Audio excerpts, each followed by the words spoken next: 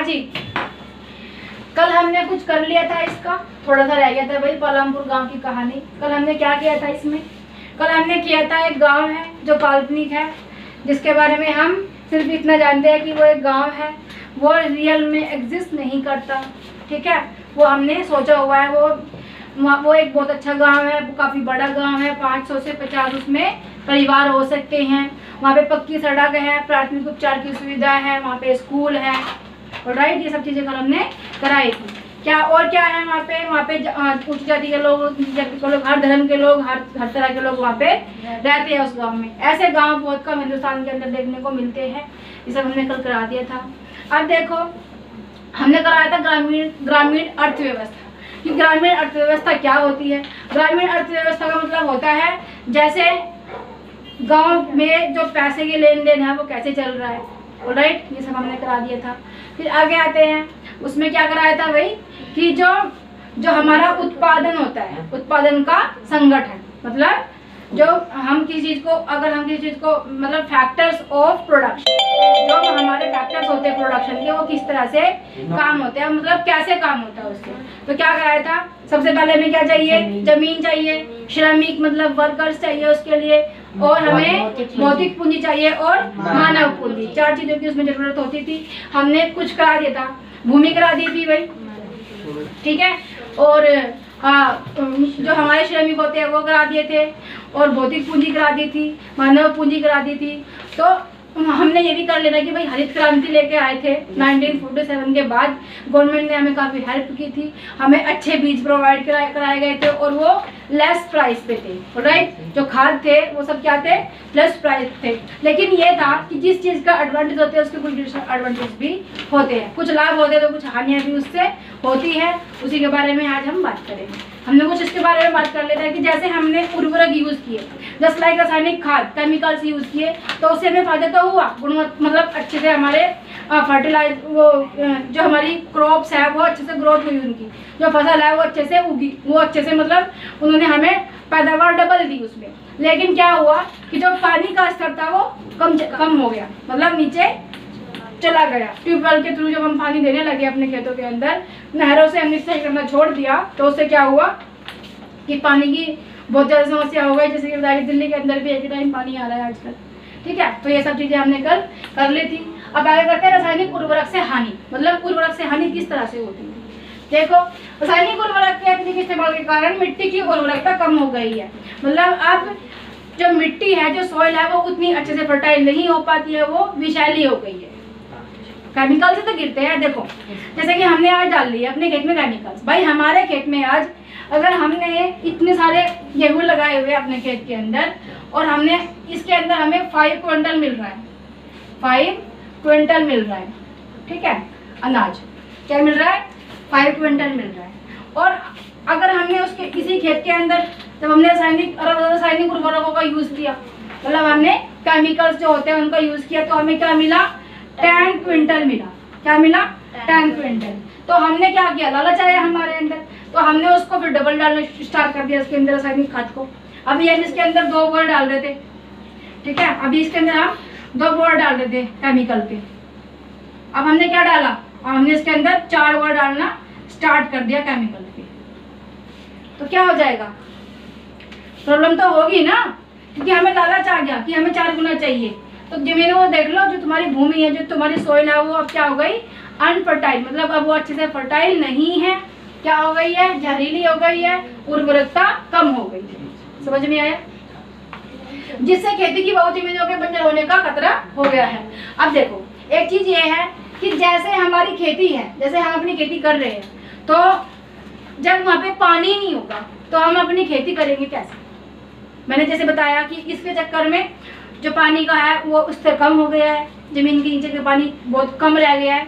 तो यहाँ पे जब हम पानी नहीं देंगे तो भाई फसल होगी कैसे? ठीक है, तो क्या हो जाएगा? बंजर होने का खतरा बढ़ा हुआ है।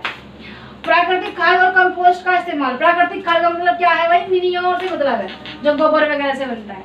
ठीक है, गाय वगैरह जो मतलब जो वेस्ट होता है उनसे बनता है। कंपोस्ट का इस्तेमाल पर्यावरण हितैषी मतलब उसके हित में, पर्यावरण के हित में, पर्यावरण के लिए अच्छा होता है, और इससे सतत रूप से लंबे समय तक किया जा सकता है। और उसको यूज भी देखो कब से कर रहे थे, इतनी पीढ़ी से कर रहे थे, और अभी आके हमने केमिकल्स को यूज करना स्टार्ट हुआ, देखो तुम रिजल्ट क्या मिल रहा है तुम्हें। ठीक है, और इस रूप से लंबे समय तक यूज किया जा सकता है।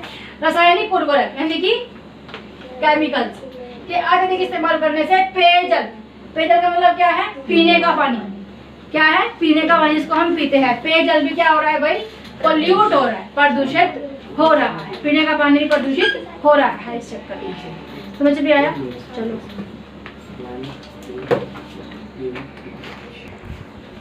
नेक्स्ट आता है जी हमारा भूमि का असमान वितरण।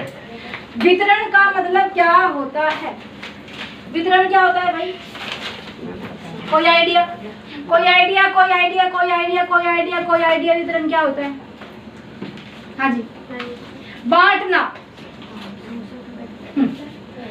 भूमि का असमान वितरण, असमान मतलब अनइक्वालिटी, असमान मतलब अनइक्वालिटी, मतलब असमान, समान रूप से नहीं बांटना, मतलब किसी को इतना दे दिया, किसी को इतना दे दिया, किसी को इतना दे दिया, किसी को इतना दे दिया। ठीक है, ये क्या हो गया, असमान। समान का मतलब क्या है, 2 दे रहे तो सबको 2 ही दे रहे हैं, और किसी को 5 दे दिया, किसी को 7 दे दिया, किसी को 8 दे दिया, किसी को 1 दे दिया, ये सब क्या है, असमान वितरण। तो देखो क्या हुआ, भूमि का असमान वितरण सबसे बड़ी समस्या, भूमि का असमान वितरण। भूमि के अधिकांश भाग पर मुट्ठी भर किसानों का कब्जा होता है। मुट्ठी भर किसान मतलब थोड़े बहुत किसानों का उनके जमीन के ऊपर कब्जा होता है, जबकि अधिकतर किसानों को जमीन की छोटे टुकड़े पर निर्भर रहना पड़ता है। देखो किसी किसी के पास में 100 बीघा 200 बीघा जमीन होती है, कई कई एकड़ जमीन होती है, और कुछ किसानों के पास में क्या होता है, किसी के पास 10 बीघा है, किसी के पास 5 बीघा है, किसी के पास 2 बीघा जमीन है। राइट, समझ में आया? तो असमान वितरण है, तो तुम वितरण समझ लो, तो उस जमींदार ने खरीद लिया उसको, है ना। चलो, भूमिहीन किसानों की स्थिति और भी बदतर है। क्या है, भूमिहीन मतलब जिनके पास भूमि नहीं है, जिनके पास भूमि नहीं है उनकी स्थिति और भी खराब है। कैसे खराब है, क्योंकि उन्हें आजीविका के लिए दूसरों की जमीन पर जाना पड़ता है और उनके जमीन में काम करना पड़ता है, उसी पर उसे उनका जीवन यापन चलता है। जस्ट लाइक कोई जमींदार है और कोई मजदूर गया उसके पास, हाँ सर जी मुझे काम दे दो, मुझे काम करना है तुम्हारे पास।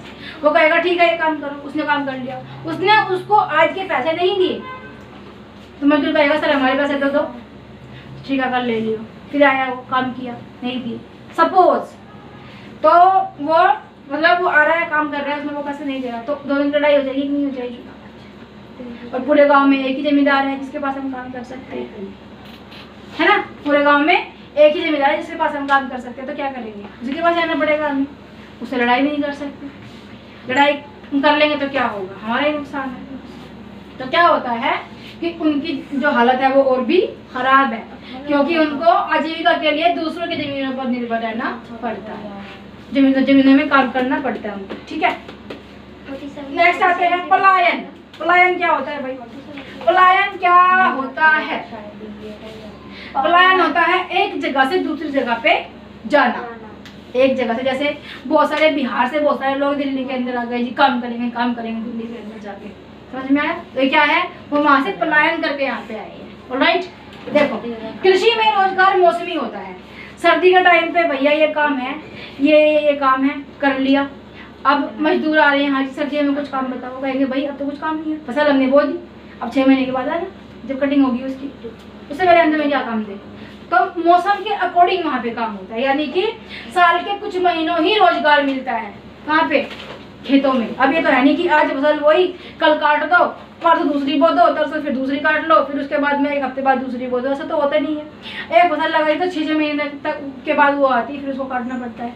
तो 6 महीने तक इंसान क्या करेगा, तो वो पलायन करके बड़े बड़े शहरों में चले जाते हैं, जैसे पाकिस्तान सॉरी, जैसे उत्तर प्रदेश से जाते हैं, यूपी हरियाणा से, बिहार से यहाँ पे लोग आके काम करते हैं बड़े बड़े शहरों में, दिल्ली आ जाते हैं भाई।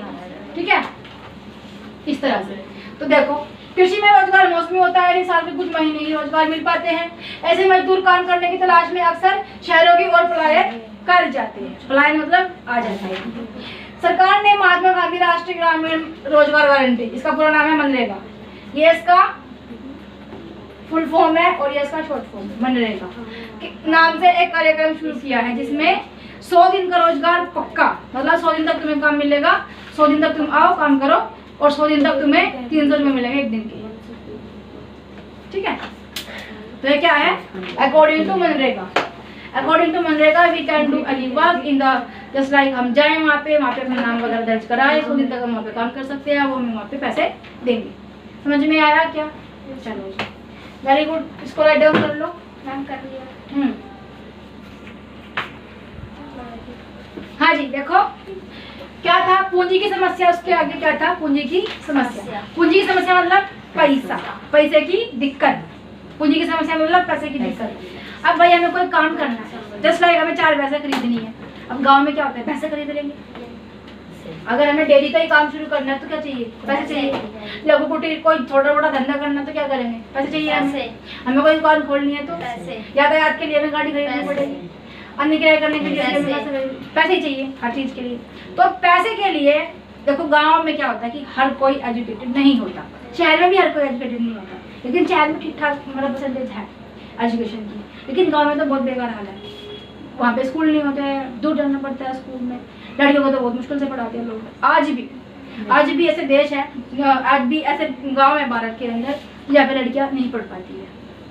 किसी बहुत सारे रीजन हो सकते हैं उसके, बहुत सारे हो सकते हैं, जरूरी नहीं है कि सिर्फ स्कूल, बहुत सारे और भी अदर रीजन है, वो तुम आगे जान लोगे। ठीक है, हरकतें नहीं करो भाई।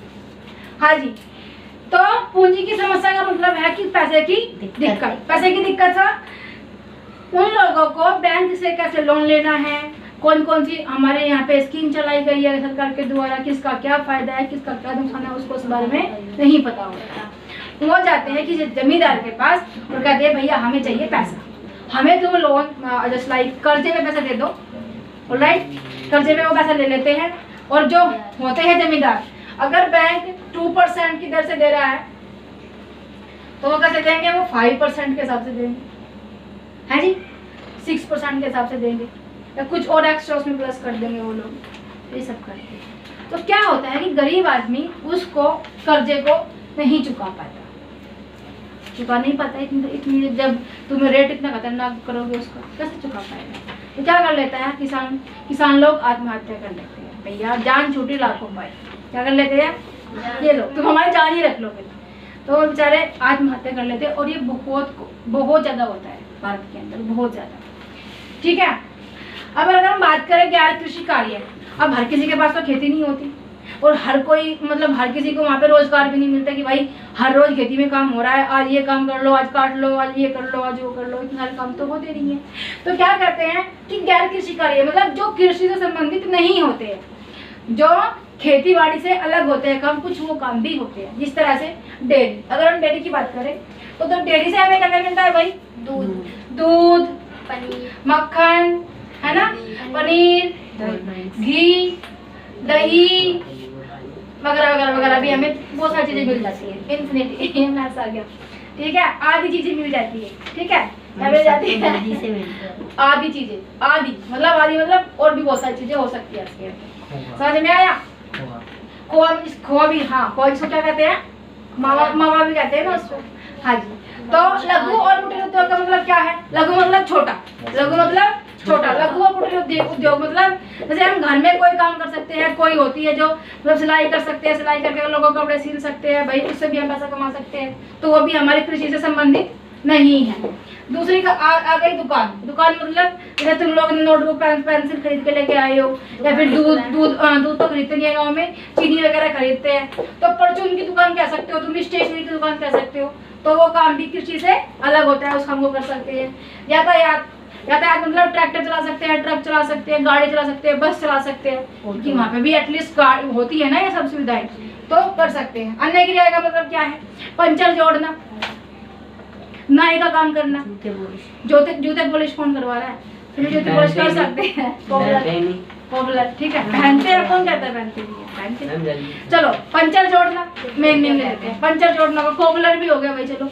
और तुम्हारा इलेक्ट्रीशियन हो गया, प्लम्बर हो गया, ये सब चीजें हम क्या किसमें कर सकते हैं, अन्य क्रिया। इसी के साथ में हमारा ये चैप्टर समाप्त होता है। बधाई है तुम लोगों को, तुमने ये कर लिया।